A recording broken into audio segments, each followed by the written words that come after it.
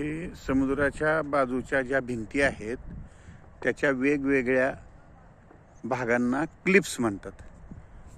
Clips of mohair. बोट चाललेली दिसते.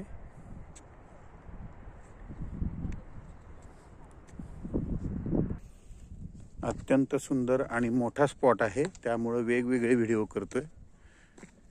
समोर लाईट हाऊस दिसतंय.